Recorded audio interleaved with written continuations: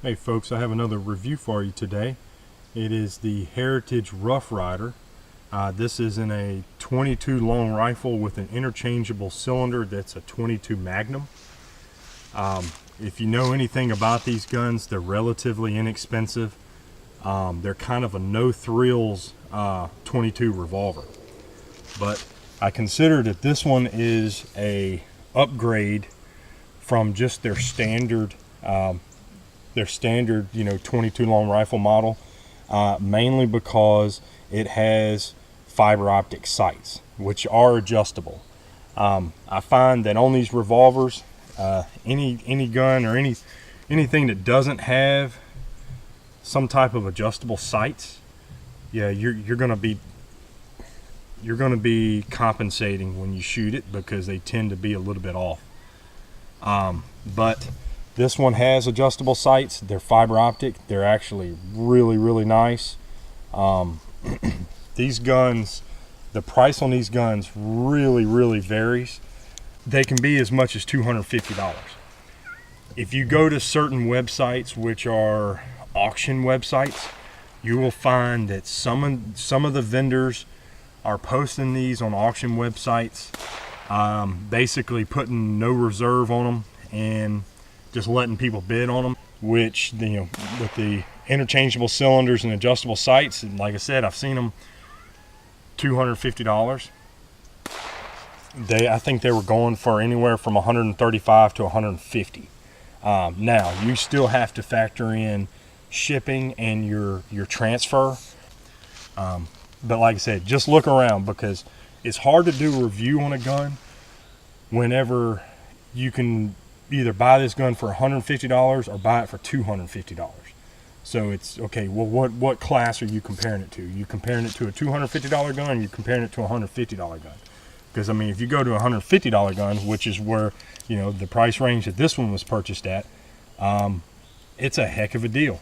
I mean, considering for the options that you have on it with the fiber optic sights and adjustable sights, and the interchangeable cylinder for this type of gun. To what really sets the bar on this is like a Ruger single 6. I mean, that's what I grew up shooting, that didn't have fiber optic sights, but it had adjustable sights, and I mean, just a great shooter. But really, I wanted something that I could carry with me on a trap line, and if it gets a little rust on it, like I said, if it's a revolver now, I mean, so your hands are going to be all over it when when you're working this thing. So it's blue steel. So guess what? You're going to have to, you're really going to have to oil it up to keep it from, from rusting up on you. So anyway, we'll talk about some of the options here. So one thing that I noticed real quick was that there is a safety right here. All your old school revolvers, they don't have that. So what this is, it is a flat piece of metal right here that flips up to block the hammer. So what it's doing, it's blocking the hammer off the firing pin here. So it's a great option to have, and just go with the fact that the hammer, the safety mechanisms built into the hammer here are, they are efficient. So you see that this gun will not fire unless it is all the way back. So you see that?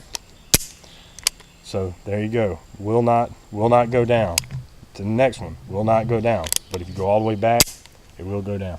So anyway, so that's pretty normal. I mean, for any revolvers, you'll see that. And then like I said, this half cock is where when you go to load it, you've got to have it on this half cock to spin the cylinder. So what I've noticed is that if you're on if you're all the way down like this, or really just sitting off of the firing pin, this won't spin. But if you go to half cock, it will, and go to full cock, it will not. But so anyway, I found that to be something that was kind of unusual, was the safety. It was right there.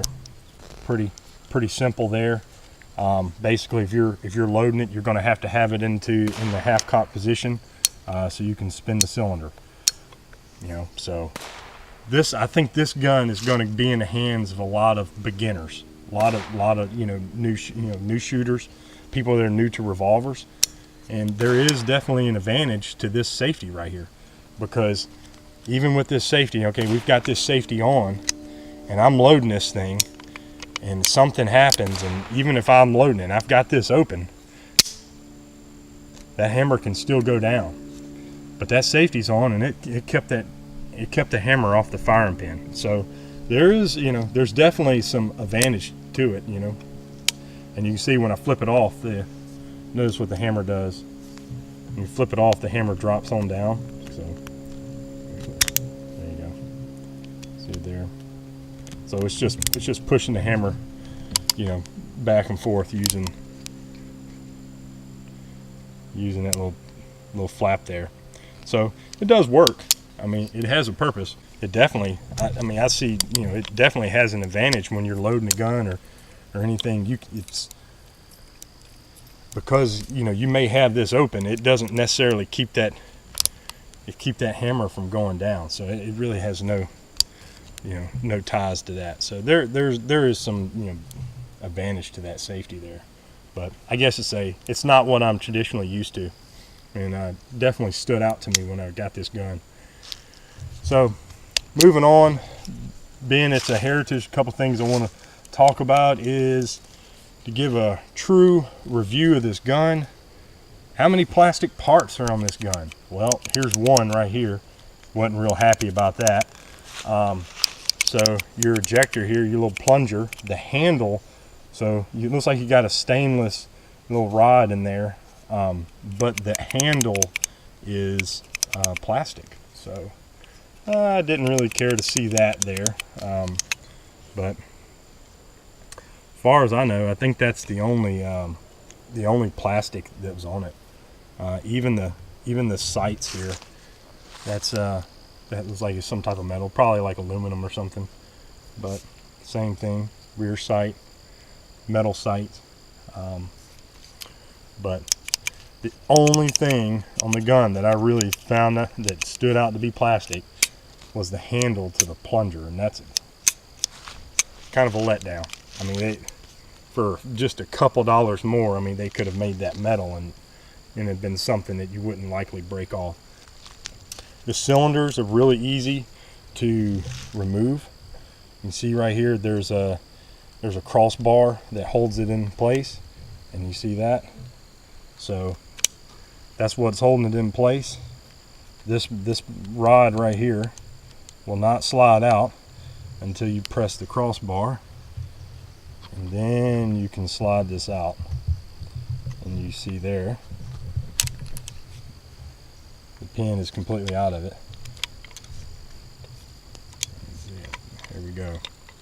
So very simple. So if you wanted to swap over to the 22 mag, it'd be that simple to do it. I know growing up, I would never recommend this, but growing up, that Ruger that we had interchangeable cylinders, and I'm gonna tell you, it had 22 mag cylinders, and I shot a lot of 22 long rifle out of even a 22 mag cylinder. So I don't see any need for to even try that with this gun. I mean, when you have both cylinders, just swap them out as you need to be. It's so simple to do. So but I would say if you're looking to purchase a revolver in a 22 long rifle, and you have an option for the 22 mag cylinder, I'd say it'd be a good investment to just go ahead and get it. Mainly because there is a large power difference between the two.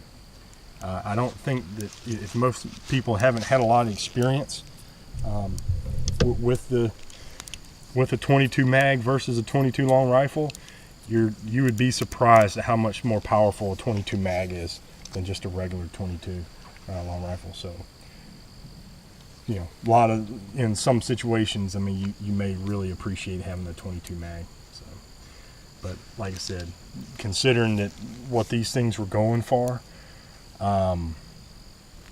really not a lot of price difference versus one that they were offering that didn't have a cylinder, and versus the ones that did have an interchangeable cylinder. Like I said, just check your sources. I can't really speak to everybody. You know, I don't know what their price range is of where they find this at, but considering that I have seen these for, now have seen them go for as cheap as $135 all the way up to $250. It's hard to see, hard to classify, but like I said, that right there, those adjustable sights to me was a selling point on this particular model. That's really what makes this particular model stand out so much. Any of these guns that have just the fixed sights, I know people that's had them and pretty much confirm what I already thought, and they have to compensate to try to hit on target, which is fine. It means you're going to have to shoot the gun a lot to really know where it's going to hit. So,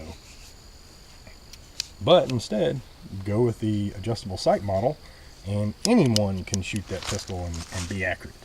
So anyway, we'll take it out and do some shooting. I mean, I've already kind of got it sighted in pretty close, and actually been carrying them and trap line some already, and it still looks pretty good. Every day I have to wipe it down and make sure I get all the fingerprints and everything off of it, and so far no rust yet has popped up on it. So I'll see how the bluing holds up, but I mean, my goal is to try to take care of it, and try to keep the rust from forming on it. But unfortunately, this a blued revolver it's just, you handle it so much just to load it and unload it that I find that you're going to get some type of speck of rust on it at the end of the day. So you got to clean it. You pretty much got to clean it every time you use it. It's actually, a lot of gun for the money. I think my opinion that is based on the fact of I was able to get the adjustable sight model for a really good price, and that just allows me to sight it in and be accurate at all ranges with with a variety of ammo. I don't have to try to compensate for a fixed sight or anything like that. So anyway, I'll be sure to include some footage of this, shooting this gun, and this 22 long rifle is very low recoil. Now in a revolver, it is a good bit louder than the rifle. So I'll say that anytime you shoot something like this, that the hearing protection really should be used. So anyway, hope you enjoyed, and good luck if you ever consider getting one of these. I think if you actually got this particular model with the interchangeable cylinders and the adjustable sights, I think you'd be real pleased.